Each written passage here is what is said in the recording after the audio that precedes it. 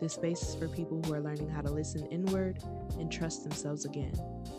If that resonates, subscribe and stay a while. Hi, everyone. My name is Shayla, and welcome back to another episode of Unpacked Sessions. I'm so excited to be here with you all. I know it's been some time since I've done an episode. I don't know. Life has been so busy.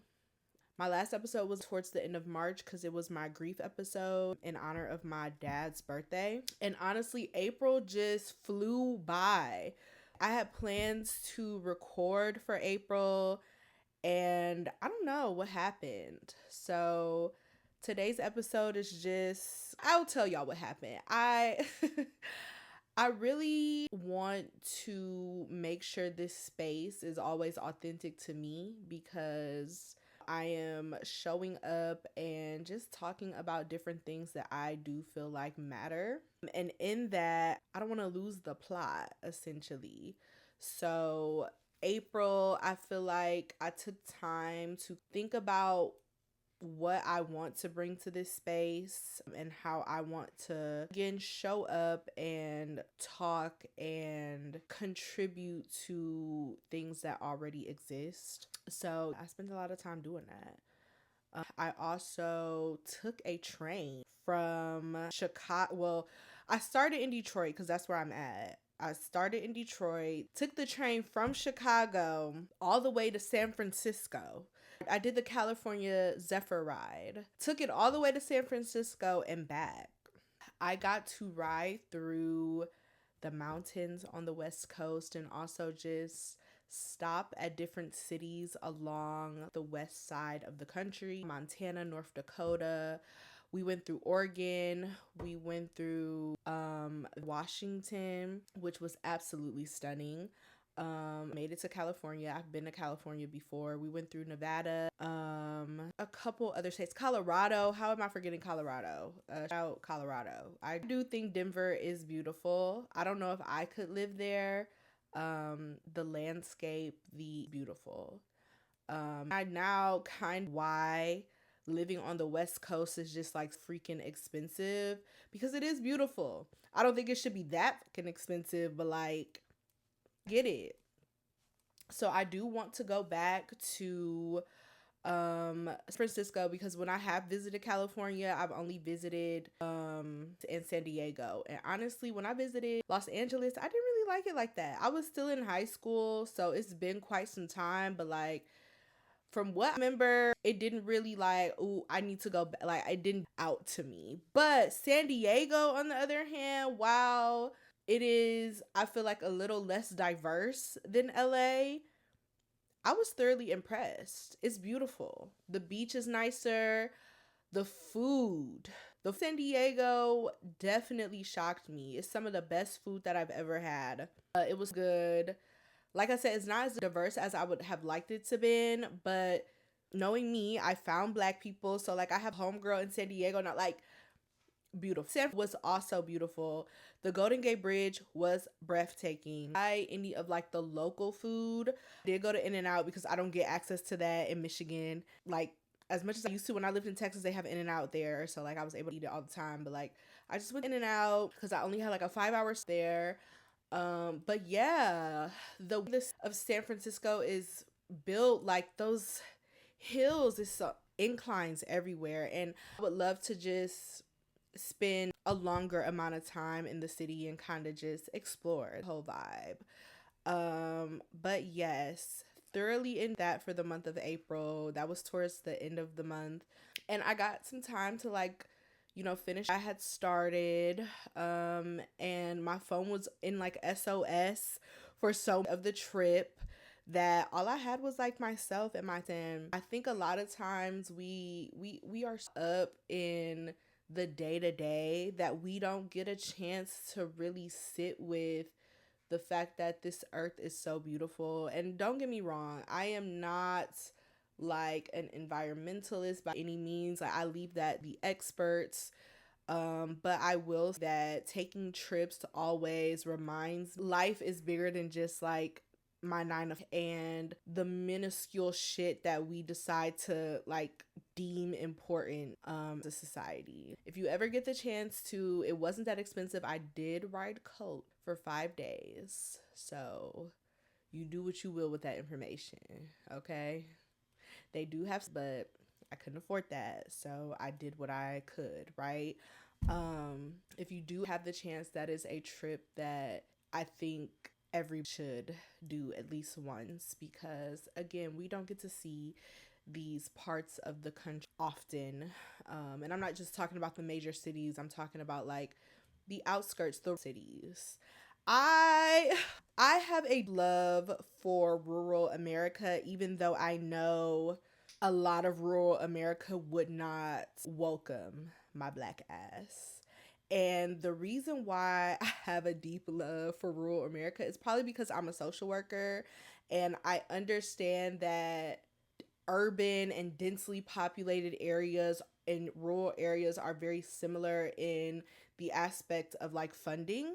And since like rural areas are, while urban or bigger city densely populated areas, they have the funding, but because the need is so high, people aren't to resources in both environments. Now the may there, but that similarity exists where they're just both underfunded. And with that too, I love rural areas because they are so like messy. Now I never stayed in a rural city. Like I've always like in a, either a suburb or I'm from Detroit, right? But when I worked at my last job, I became very familiar with specifically rural Michigan and how they operate. And a lot of times the things that we see on TV, a perfect example is like the Hunting Wives. You like that is a example of like a rural town, the USA, where like there's probably and the mayor, like, oh, another one would be like Jenny in Georgia. For example, like you have your of like people who are off and you just have everybody else, but everybody knows everybody's drama. Everybody knows everybody's tea. Everybody knows who's sleeping with who. Everybody just knows. There might be, one side that's, a little fluent, and then there's the other side of town where everybody else is. But like literally, I live the messiness that exists in rural America because I know I just crazy. Like, y'all, if you the Hunting Wives Club, like that is the shit that actually exists. And I just think that people, like, life imitates art. I think people need to understand like that shit is like in real life. There is a out there who is so conservative, so anti everything that is human, because again, who is literally getting pegged by his wife every night, and his wife is a closeted lesbian. That storyline didn't just come from like, that exists, and live for it. Yeah. So beautiful places got to ride through on that train, and I'm always what else is, I went to see the Michael Jackson movie. I know Michael is such a touchy subject for a lot of people, and I get it. I understand because allegations are allegations. I cannot discredit the allegations exist. I also can't discredit the fact that I feel like the rite of passage for so many people to just like have a Michael phase, and maybe it's mainly within Black culture, but like I still have and I still have that Michael Jackson game. Okay, I'm not for any behavior, but what I am saying is that had I been maybe a little bit younger, because like I'm 27 going to 28 right now, but like early 20s, had I been alive when like wanna be starting rock with you, I too, I would have out. I don't know. And again, I preface all that with like a disclaimer about, feel me, the allegations, because I understand, especially being in my field of just like, you have to, people, there's a lot of sick people out here. But now that more is being brought to the light, the Epstein files, all these things, and Michael Jackson's name being in the files as a person who was like protecting kids. We know what is what. All I can say is that he was not only just like a great performer, like a great artist. And I do not in separating the person from the artist. I just believe that there's more to his story specifically that we probably will never know. And it's unfortunate. Even the movie was supposed to be 4 hours long. And it ended up like only being like 2.5 hours, I think, because there was so much legal shit that took place. Like, Janet Jackson want to be in the film. So there is so much that we probably will never know. And again, that's okay because like we don't know for real. We don't know his like we don't know. We don't access to a person because they shared their gifts with us. And I think a lot of us have become so parasocial in the sense that we think we are rightfully deserving of like people's personal trials, tribulations when like we're fucking not. I don't know. It is what it is. RIP. What else? I'm just sitting here rambling, talking to y'all. I've ordered some new books. I've like redone my whole getting ready for spring. Getting ready for my birthday. My birthday is a month away. I am so excited. I love my birthday. Like if you know me for real, then you know like I about my birthday. Like I literally am fucking birthday. Like every year without doubt, like I'm going to my birthday in the best way that I know how because why not? Gemini season is on the horizon and yeah. I'm looking forward to enjoying my birthday. Most of that stuff that y'all see back there is stuff that I have been like trying on and to like pack for my thank God. I just very happy, very blessed that I am able to celebrate my birthday every year and I'm looking forward to celebrating again. But yes, I also today, honestly, right before I just finished the Kevin Hart roast and I have thoughts. I don't think Kevin Hart is that funny. And I'm not saying that just to be like pissy or be like, rage baity. I'm not being that way. But genuinely, he is not that funny to me. He is very performative, right? And these people are entertainers. So that's what they're put in these positions to do, entertain us. But for me, I don't know. He's like that one loud ass uncle that's just always trying to be fucking funny. And it's just, I don't know. In his earlier, like Soul Plane was his earlier, I guess, comedy specials, maybe. Like, I think that was him, whatever. But like, now that no. And I say that to say that my favorite comedian, a legend. Okay? There is nothing, in my opinion, that he could do wrong because y'all him for real. Y'all not really listening. Y'all aren't woke enough. Dave Chappelle is the funniest comedian, like, who's older, in my opinion. The Chappelle Show is peak comedy. That shit is so funny. There will never be another Chappelle Show, and I'm almost for certain that he knows that. Nobody could ever recreate the type of shit that he put out. And it was such a cultural show, in my opinion, because it highlighted so much of what's going on. Specifically, right now, I'm thinking about that Fear Factor episode. I can remember being a kid and how not influential, like how impactful fucking Factor was overall. Like Tyrone, like we won't Players Ball episode, like the hater, like we just won't that from another comedian. Dave Chappelle is my favorite comedian. And in my nobody can compete or compare. Yeah. So with said, watching this roast, it was like the of just strange people. Like it was such a strange lineup. To me, the people that were on there were Chelsea Handler. I do love a man hater. I do adore a woman that is not afraid to speak up and hold men accountable, even if it's in a joking way. I think she ate that the fuck up because every man that he had up there has done some crooked, shady shit, in my opinion.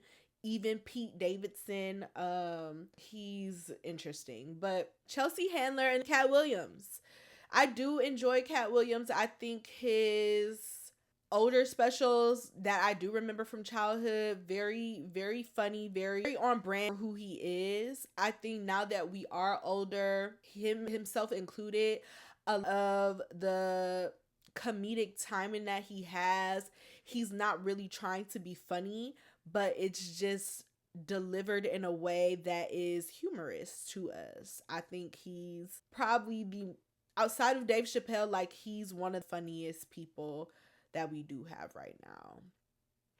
And again, I'm no comedy connoisseur. I just know that I love to fucking laugh. And yeah, it's a lot of shit that these niggas be putting out. Bro, who even am? It's a lot of stuff that people put out that is just not funny to me. And I also this on the fact that like I don't really much like watch comedy specials, know a lot of the Instagram comedy. Like to me, is it 85? They're funny.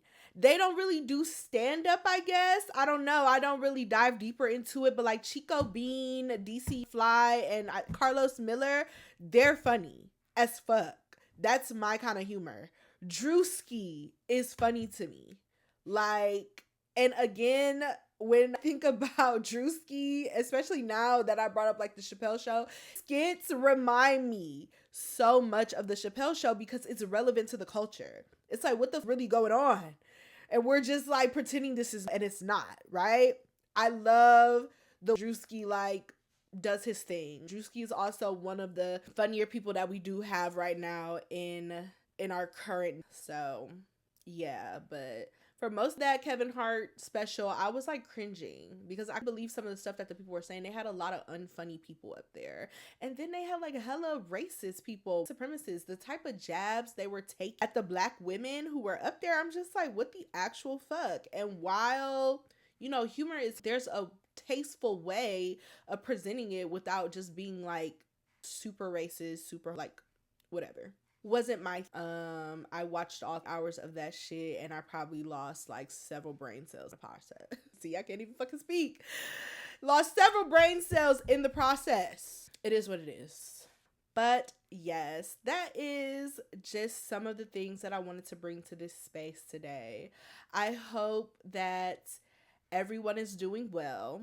We have literally been experiencing so much as a country in these past few weeks. There's talks about rolling back the amendment, which is what gave Black people unlimited citizenship. There have the voting rights has been revoked. So many things. Every day, all I can think in the back of my mind is like, wow, thank God that I'm Black.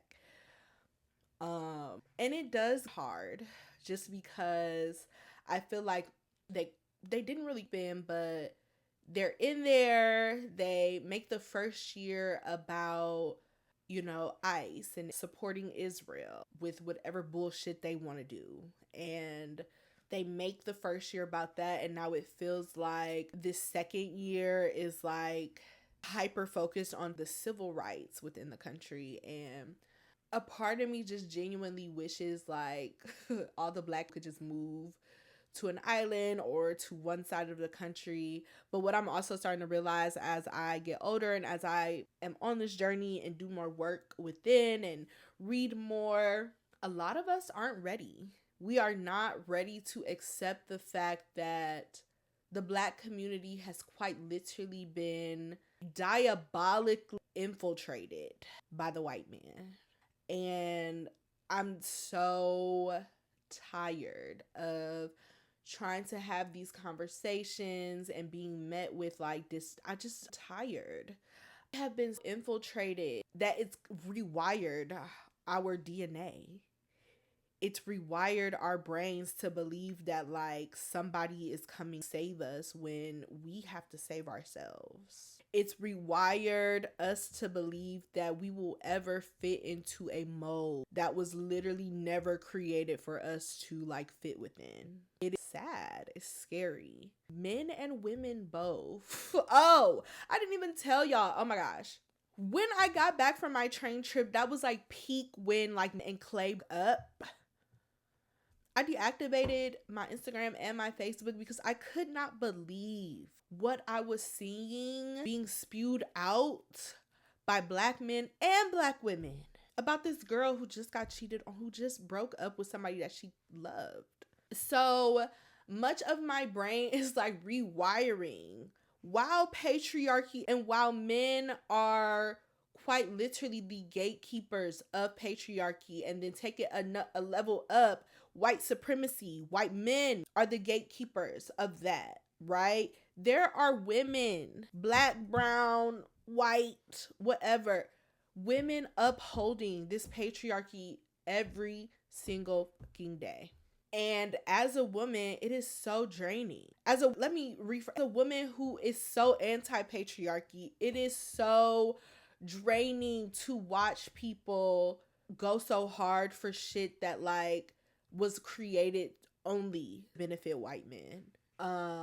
So until people are really ready to like dive deep into history, dive deep into worldly things overall, I just don't think that we will have the push of growth that we need. And nothing happens overnight. I truly wish it could, because if we could dismantle all this shit overnight and like do what we need to do, life could be so much better. But it's gonna take so much unlearning, especially from the Black community, my people.